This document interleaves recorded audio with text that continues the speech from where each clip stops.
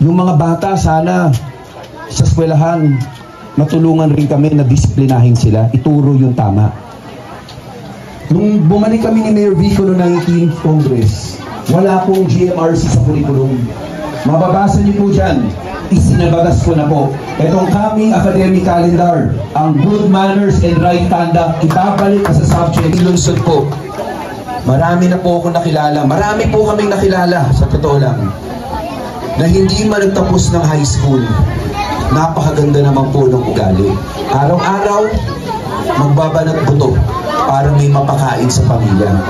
Minsan pa nga yung konting kinikita, pag may kapitbahay o kamag-anak na kailangan, itutulong pa. Ganyan tayo sa Pasig. Dito po kaya maganda ang ating lungsod. Kasi dito tayo may ugaling Pasigenyo. Ang ugali natin, maunawin, matulungin tayo, mapabuti tayo. Sabi nga ng March ng Pasig, di ba? Ang lungsod ng Pasig ay bantayo ng kadakilaan at kagandahang asal. Yan yung March ng Pasig. Kaya dito sa Pasig po, yung ugaling Pasigenyo, karga nating lahat yan. Sa totoo, ang ugaling Pasigenyo, may respeto tayo sa isa't isa. Ang ugaling Pasigenyo, meron tayong respeto sa ating mga kabataan. Ang ugaling Pasigenyo, may respeto tayo sa nakakatanda sa atin. Ang ugaling Pasigenyo, may respeto tayo sa kababaihang Pasigenyo. Ang ugaling Pasigenyo po, minsan maaring marites tayo. Pero marites, hindi masama yun kasi minsan information lang yan. Basta hindi ka nakakasakit ng tao. Ano lang yan eh, kung inikwento mo lang, yung narinig mo, baka makatulong pa sa iba. Kaya ang ugaling Pasigenyo, kahit minsan marites tayo, hindi po tayo naninira ng kapwa Pilipino. Ang ugaling Pasigenyo po, totoo tayong tao. Hindi tayo haharap sa kahit sino lang, bubulahin siya, kung iba naman talaga ang prinsipyo natin. Tayo, diretso tayong kausap. Ang ugaling Pasigenyo po, hindi gumagawa ng fake news. Hindi nananamantala. Hindi talaga po maninira ng kapwa. Yung talaga po basic natin eh. Tapos tayo po dito sa Pasig, isang huling ugali na babanggitin ko. Tayo po dito, ugaling Pasigenyo, marunong po tayong tumanaw ng mga tao, ng mga grupo na nagbigay po sa atin talaga ng tulong ng pangmahabaan. Nagbabago ng ating imahe. Ang totoo po, sino po dito lampas 2 dekada na sa Pasig? Maalala po ninyo, alam ko ayaw na natin maalala to, pero point of reference lang. Dati po, kung ma-remember nyo lang, di ba, pag lumalabas ka ng Pasig, tatanungin sa'yo, matagal na to at 2 dekada na ito, sasabihin sa'yo, oh, taga Pasig ka? Eh bakit may tiyangge sa tabi ng City Hall? Naalala po ninyo? Sa totoo po, kahit pa paano, sinasabi natin Pasigenyo tayo nun. Pero, syempre yung parting yun, wala naman tayong kinalaman eh. Pero minsan, nahiyari tayo eh, di ba? Parang gusto natin, huwag naman gano'n dito sa ating lungsod. Ayusin natin na maayos. Noong 2019, hinalal po ninyo si Vico Soto bilang mayor ng ating lungsod. Nung siya naging mayor po, pandemic, inabutan niya. O anong mga ginawa niya? Lahat ng pamilyang Pasigenyo, binigyan po, kung maalala po ninyo, yung 8,000 per family. Sa totoo, walang ibang lungsod na nakagawa ng ganong katindi. Hindi pa po yun. Pati yung mga bata po na nag-aaral dahil nasa home sila, anong ginawa? Binigyan nung pagkain, tablet, para masigurado. Sa totoo po, tayo napansin natin yun. Pero nagulat tayong lahat. Kasi paglabas natin ng Pasig, pag nalaman taga Pasig ka, anong sasabihin?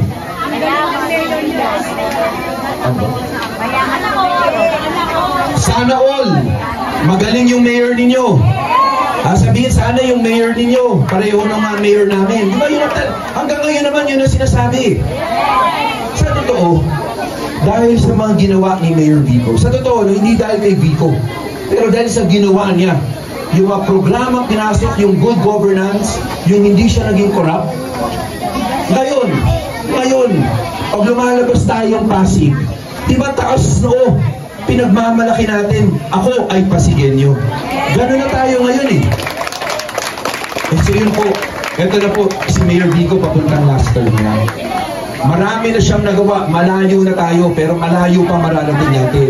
Isipin po natin, kung tulungan natin si Mayor Vico, 6 na konsihal ang bigay natin sa kanya. Itong buo na ito, team Giting, siguro, lahat matatapos na yun, lahat ng gusto niya magawa. Hindi ba maganda yun para sa Pasigenyo, para sa ating lungsod? Pag sinabi po natin, straight Giting po ba tayo? Ito naman po kasi minsan kasi, meron akong sabi straight Giting. So tinanong ko, salamat talaga Sabi niya, kung straight Giting kami. Pero may isa kaming boboto na sa kabila. Sabi ko, hindi na straight Giting yun. Diba?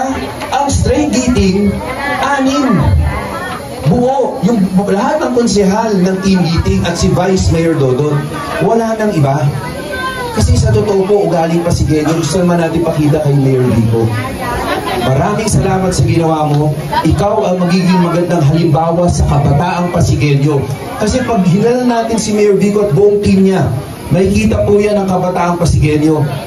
Dito talaga sa amin, hinahalal namin yung may ginawang mabuti. Kaya magiging ambisyon ng bawat kabataang Pasigenyo, maging katulad ni Vico, maging mabuting tao rin. Di ba yun ang gusto natin? So, last na po. Straight Giting po ba tayo? Maasahan po ba namin yun? Sigurado yun? Magandang umaga. Maraming salamat. Mabuhay po ang lungsod ng Pasig. Muling iboto ang number 1 sa balota, Congressman Roman Romulo. Palakpakan po natin ang ating kapitan, Capron Santaya!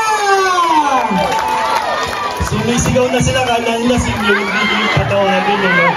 Alam niya si Mayor, nagtataka ako sabi ko, nakabilad sa araw pero pogi pa din Naligo na ako na gusto kanina, ganun pa rin ang itsura niya. Ako pawis na siya, ganun pa din. Di ba, hindi ko alam kung magiging politika yung dating ng sasabihin ko ngayon, pero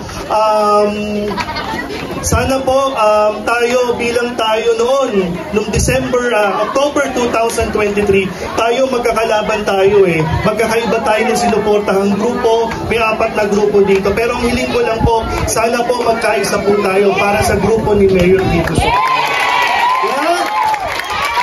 Okay ba, Mayor?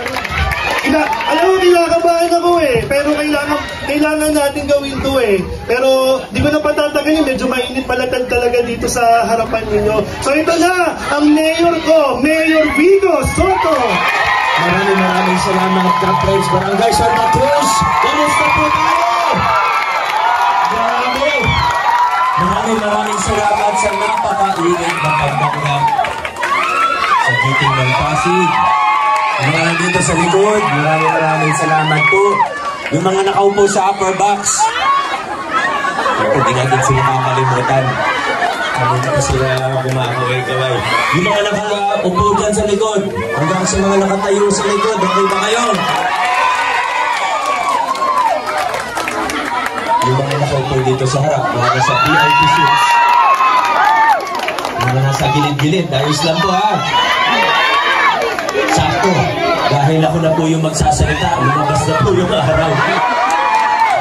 Maraming salamat. Pero okay lang po, malamig, mainit ang panahon, basta't magkakasama tayo, ayos lang po yan. Ang layo na po ng narating natin mula 2019. Kanina iniisip ko po kung anong ikukwento ko sa inyo. At naisip ko nga po, idadaan ko na lang sa kwento ang aking maiksing mensahe lang naman ngayong umaga. At dahil sabi ko nga, magkukwento ako, hindi sisimulan ko po ang aking kwento. Nagmamadali ba kayo? Okay. Yung mga nandito kasi baka sila naka-nay, pero kayo baka naiinitan po kayo, nay. Silong po kaya muna kayo.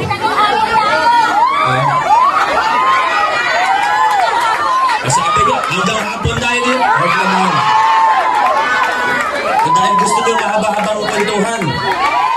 sisimulan ko po ang aking kwento sa taong 1989. 1989 ako pinanganak. Pero fast forward na tayo, 2019, konsyal ako ng mga panahon na yun. Nagulat po ako sa sarili kong desisyon na tumakbo para mayor. Malamang yung iba sa inyo nagulat din. Kasi last minute po ako nagdesisyon. Pero alam niyo po ba kung bakit talaga ako nagdesisyon na ng dulo? Kasi naramdaman ko po na ito na yung tamang panahon, 2019, para magpakilala ng tunay, malalim at pangmatagalang pagbabago sa lungsod ng Pasig. Lagi po natin tatandaan, pag sinabi natin yung salitang pagbabago, pwedeng magkaroon ng pagbabago na mabuti, pwede magkaroon ng pagbabago na hindi mabuti. Pwede magkaroon ng pagbabago na mabuti pero mababaw lang. Kunyari, pinalitan yung pangalan ng mayor. Bago yung muka ng mga politiko. Pero yung kultura, yung sistema, ganun pa rin. Baliwala. Kaya siniguro natin, nung nabigyan na tayo ng pagkakataon ng 2019, na maging tunay, malalim pang matagalan yung mga pagbabago na ipaglalaban natin dito sa ating lungsod. Higit sila, hindi yan magagawa ng isang congressman lamang. Kailangan magsama-sama po tayo, sani puwersa, magkaisa tayo tungo sa tamang direksyon, tungo sa pagtataguyod ng mga prinsipyo ng mabuting paggogobyerno. Ng lahat-lahat, ipapangako ang langit at lupa, ika ni Kong Roman. Pero alam mo, napansin po ako ng mga kandidato, hindi lang langit at lupa ang pinapangako, pati ibang planeta, pinapangako na rin po sa atin. Grabe po talaga. Minsan na, binibilang ko eh. Kinakwenta ko. Kung ganito gagawin, siyempre, kung may magandang ideya, ay galing sa kalapan, gawin natin, di ba? Pero, ito, dudoblihin daw yung gantong benepisyo. Kaya, magpapayunan ko. Binibilang ko, umaabot na ng 50 billion, wala pang isang taon eh. Kaya, yun. Naabutan po ako na 2019 na Project Sports Complex sa Barangay Rosario. Aminin ko, magandang proyekto siya ng previous admin sana. Kaso, nung abutan ko po, may dalawang problema. Sa totoo, sa kasalukuyan, nasa Court of Appeals pa po, nasa husgado pa po, kaya hindi natin matapos-tapos. Wala naman ibang lugar sa Pasig kung saan pwede magpatayo ng ganung kalaking yung track and field. Alam niyo naman po, di ba? Nakita niyo sa Rizal High School kung gaano kalaki ng track and field. Saan ka maglalagay nun sa Pasig na wala kang i-demolish? Sa totoo lang po, wala naman eh. Pero yung naabutan natin noong 2019, ito maganda para konkreto yung mga usapan natin. Naabutan ko po siya, nalaman namin na may naniningil, wala po doon at sinertify ng engineering department natin na kumpleto yung proyekto. Pagtingin namin ng as-built plan, tinignan ko yung as-built plan. Kung may mga engineer o ano po rito, ano, tinignan ko yung as-built plan, pina-inspect ko po yung actual site. Yung mga nakalagay doon sa as-built plan, wala doon sa actual site. Halimbawa, yung concrete slab doon sa gitna, nandun po siya. Naniningil na yung kontraktor. Pinatingnan ko, wala naman doon yung concrete slab. Milyon-milyon piso po yan. Ba't natin babayaran kung wala po doon? Pera ng taong bayan yan, ilalabas ko, wala doon yung istruktura. Hindi ko naman, hindi yun kaya ng konsensya ko. Hindi ko kaya para sabihin na sige, para matapos na. Para masabi ko may accomplishment ako, hindi ko po kayang gawin sa inyo yun. Kaya inaayos po natin. Sa kasamaang palad, pag nasa korte, medyo matagal po talaga yan. Pero aantayin po natin. Sana maabutan ko pa. Pangalawang problema, at ito, kaya ko rin po binabanggit ngayon, kasi first time ko sasabihin sa publiko, dahil kahapon lang po namin natapos. Napag-alaman po namin noong 2019, nasa Rosario Sports Complex, sa F. Andres po, Barangay Rosario, may isang lote po doon. Di ba, pag magpapagawa ang gobyerno, dapat pag-aari ng gobyerno ang lupa. Yung nga inaasikaso namin ni Konsyal Kiko eh. Ang problema, nung tinitingnan na po namin yung lote, may isang bahagi sa gitna, humigit kumulang 2,000 square meters. Malaki rin po siya. Private pa po. Nagsimula na yung pamahalaan, yung LGU natin, nagsimula na sa project doon, hindi pa pala ayos yung lupa. Pinahanap natin ngayon yung may-ari. Naabutan tayo ng pandemic. After pandemic, sinubukan natin hanapin ulit yung may-ari. Umabot ng 1 taon, sinulatan namin dun sa last known address, yung pala nakalipat na. Last year, nahanap po namin siya, nagsimula ng negotiations para sa lupa, at kahapon lamang, masaya po akong ipaalam sa inyo, na pirmahan na po namin yung deed of sale, nabili na po siya ng inyong lokal na pamahalaan. Kahapon lang po ito. Kaya fresh na fresh.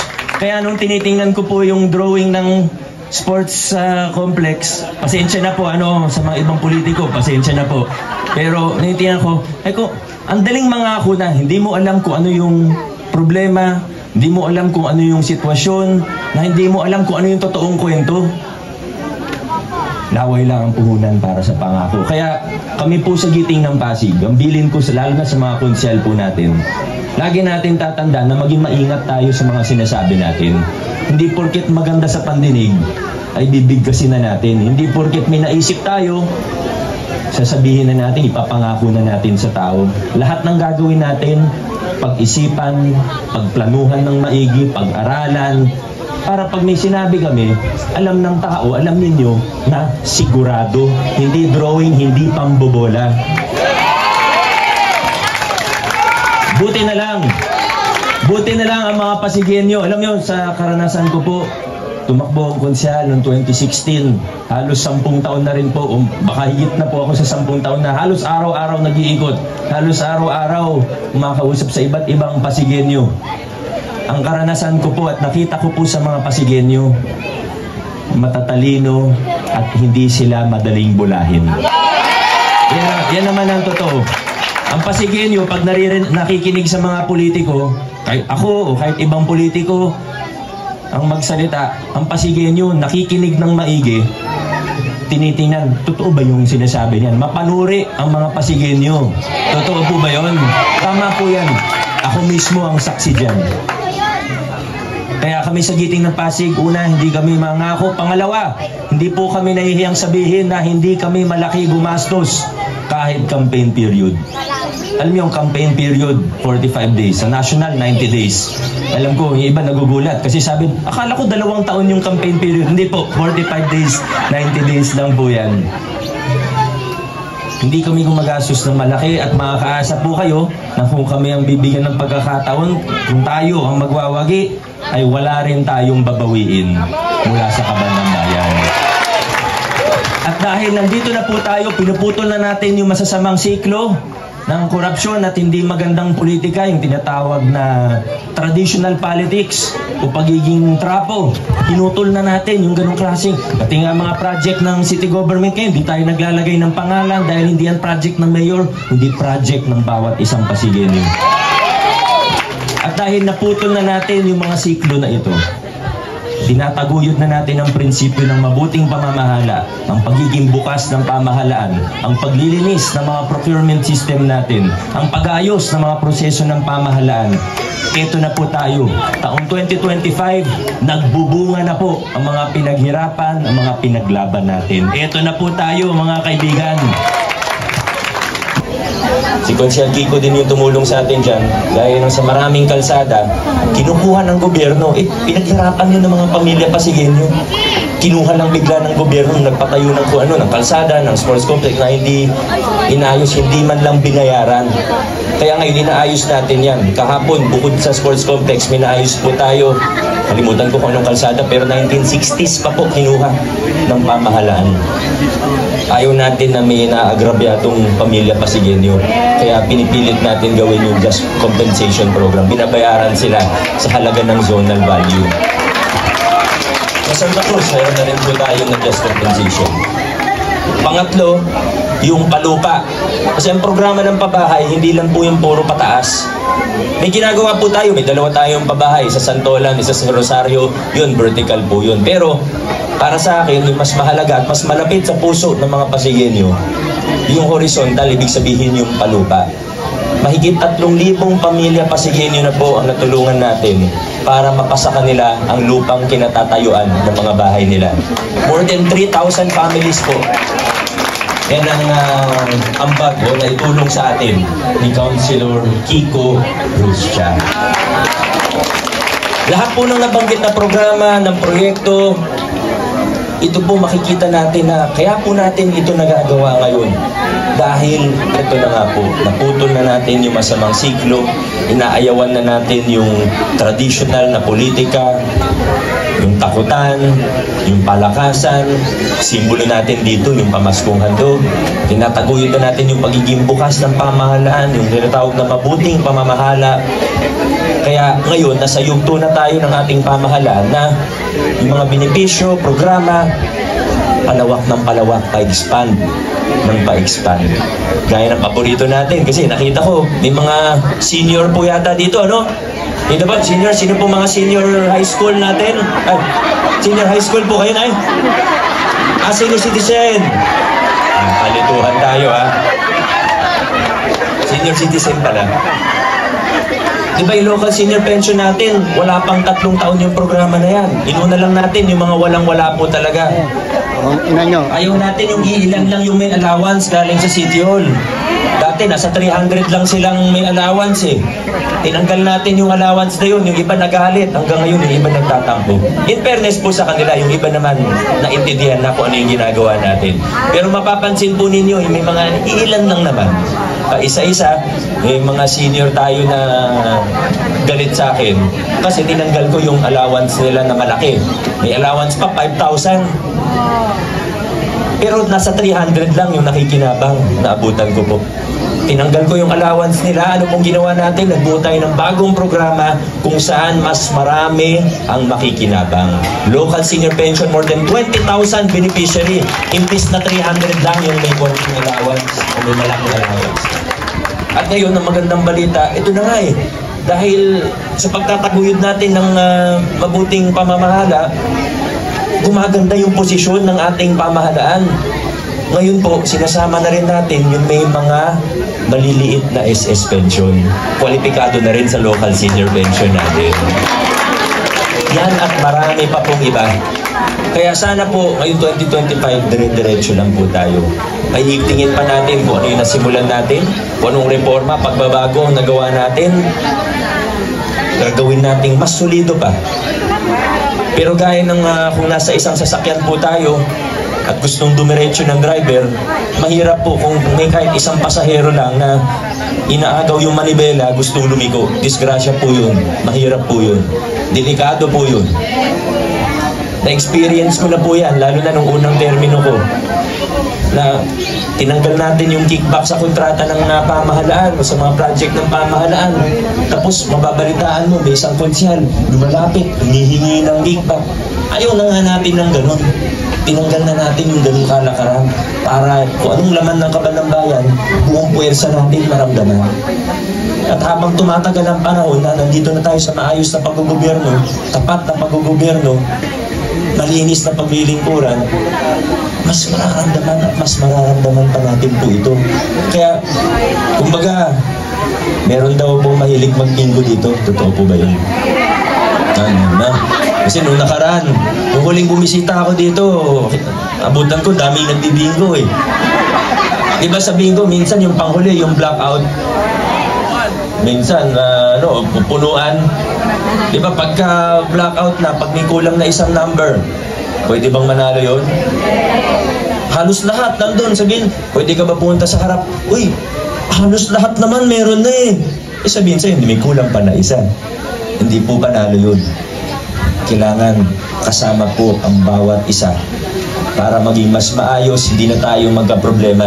Hindi ko na maisip kung anong mas magandang salita, pero sana wag niyo na po ako bigyan ng lason sa konseho. Tensya, wala akong maisip na ibang salita, pero totoo naman po eh. Kailangan yung mga kasama natin ay, hindi naman dahil sa kaibigan eh, pero kailangan ng kasama natin, kapareho natin ang prinsipyo. Pareho tayo dapat ng direksyon.